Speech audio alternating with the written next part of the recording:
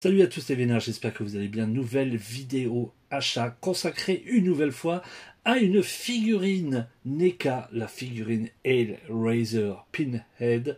Une figurine chopée à la boutique à Rouen. La dernière fois, je vous avais fait voir, allez voir la vidéo si vous ne l'avez pas vue, la figurine The Thing Ultimate Make Ready, où j'avais chopé pour un peu plus de 30 euros cette figurine dans cette petite boutique. Ah ben, j'ai chopé la Hellraiser aussi. Alors c'est une figurine que j'hésitais depuis un petit moment, parce que c'est vrai sur certains sites marchands on pouvait la trouver à 35-40 euros, et là je l'ai trouvée à 20 euros neuf, mais vraiment vraiment neuf, avec beaucoup d'accessoires dedans. Je vais vous faire voir un petit peu l'intérieur. Déjà on va revenir vite fait, mais très vite sur la saga Hellraiser. Je possède le premier et le deuxième en Blu-ray. Ma préférence est bien sûr au premier. La réalisation de Clive Baker est tout juste incroyable. J'adore l'ambiance, cette histoire d'amour. Enfin, ouais, c'est pas réellement un amour, c'est plutôt un adultère mélangé dans un truc très cauchemardesque avec des monstres hyper badass. J'adore vraiment le style de ce film-là. C'est un cauchemar. J'ai mes préférences pour le premier. Le 2 j'ai bien aimé aussi, mais franchement le premier j'adore. J'ai pas vu les suites, je ne les possède pas en Blu-ray. Un jour peut-être j'essaierai de les choper, mais ma préférence ça va vraiment en premier. Donc on va faire le tour de cette figurine. Comme d'habitude chez NECA, le cover est tout juste incroyable. Le devant, la tranche avec une typo mais vraiment superbe, Hellraiser marqué NECA en dessous. Le derrière, vous avez des photos de la figurine avec deux têtes, des armes, un couteau, et puis je crois que c'est une scie, quelque chose comme ça. Et vous avez le fameux cube, hein, le fameux cube qu'on retrouve dans le film. Une fois ouverte, ça ouvre une dimension. Et quand on ouvre, vous avez cette photo-là de la figurine. C'est la pose que j'ai prise pour cette figurine.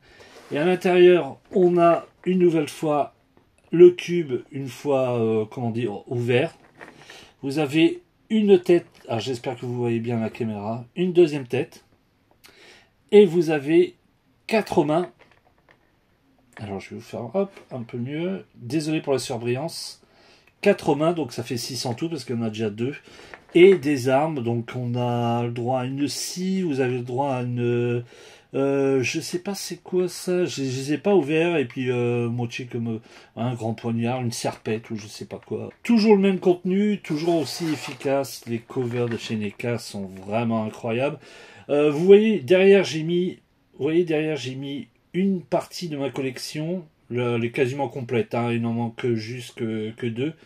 Et c'est vrai que ces covers de chez NECA sont vraiment incroyables. Donc je vais vous faire voir la figurine. Alors voici la NECA de Hellraiser, l'Ultimate Pinhead. Alors je l'ai mis en position comme je vous ai fait voir sur la photo, avec les deux mains comme ça et le cube à l'intérieur. Le cube se pose bien sur la main, il n'y a pas de souci. Les mains sont articulables comme on veut, il n'y a réellement pas de souci. En point positif, j'aime bien la robe, je trouve que la matière est vraiment folle. Les têtes, alors les têtes, c'est vrai que c'est un des trucs qui me gênait lors de l'avant-achat. Déjà le premier truc, je vous l'ai dit au début, c'était le prix. Et le deuxième truc, c'était la tête. Je la trouvais pas folle. Mais en fait, quand on regarde bien, j'ai trouvé plutôt sympa. J'aime bien cette tête-là, puis la deuxième aussi est vraiment bien. Alors j'ai enlevé tout ce qui est derrière pour que vraiment l'objectif de la caméra fasse le point au mieux sur cette figurine. Comme je vous ai dit, hein, la tête, j'avais un doute, mais franchement, elle est super bien faite. Les positions des mains sont très articulables, on peut les enlever sans problème. Le cube tient bien dans la main. Par contre, je l'ai dit et je me répète, la position debout, c'est vraiment à revoir chez les NECA. Au prix, alors je suis d'accord sur certains commentaires dans mes dernières vidéos NECA qui me disaient on peut se faire plaisir à pas cher, ou plutôt on peut se faire plaisir sans se ruiner. Je suis complètement d'accord sur un commentaire qui m'a été laissé sur la figurine The Thing, l'Ultimate McReady. Le gars il avait totalement raison. On peut se faire plaisir sans se ruiner. Par contre, j'aurais bien voulu qu'ils, je sais pas moi, augmentent peut-être de 2-3 euros leur figurine, voire 4 euros, et de pouvoir avoir un socle de donner avec. Alors, ou même tout simplement garder le même prix et de donner un socle avec. Parce que le problème des NECA, c'est que tous les socles sont vendus à part. Il faut compter quasiment 15 à 16 euros pour avoir 7 ou 8 socles, quelque chose comme ça. Et les NECA, pour les faire tenir, c'est une galère. Alors il y en a qui tient super bien.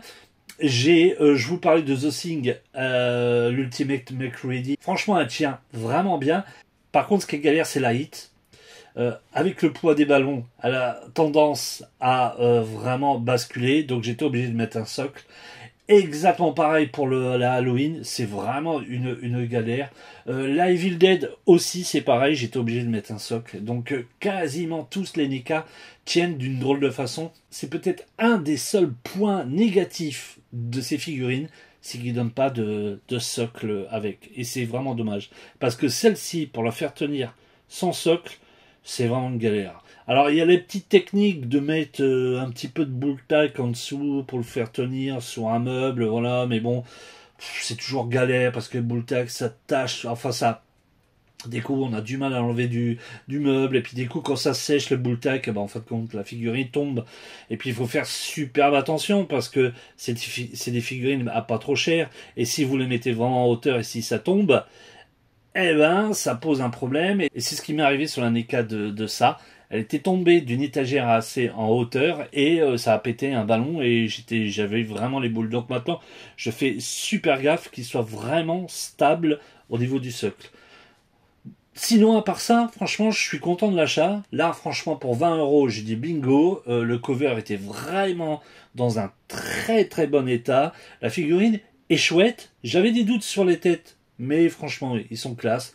Je leur dis, je le répète, je suis pas là pour dire que des avantages de ce que j'achète. Ce que j'achète est formidable, non. Quand il y a des trucs qui ne vont pas, ben je le dis. C'est la position debout de ces figurines. C'est un petit peu une galère. Mais c'est le seul point négatif que je vois. Voilà, c'était une petite vidéo pour vous faire voir ma dernière acquisition de NECA. Je vous donne rendez-vous pour une prochaine vidéo. Faites très attention à vous. Ciao, bye.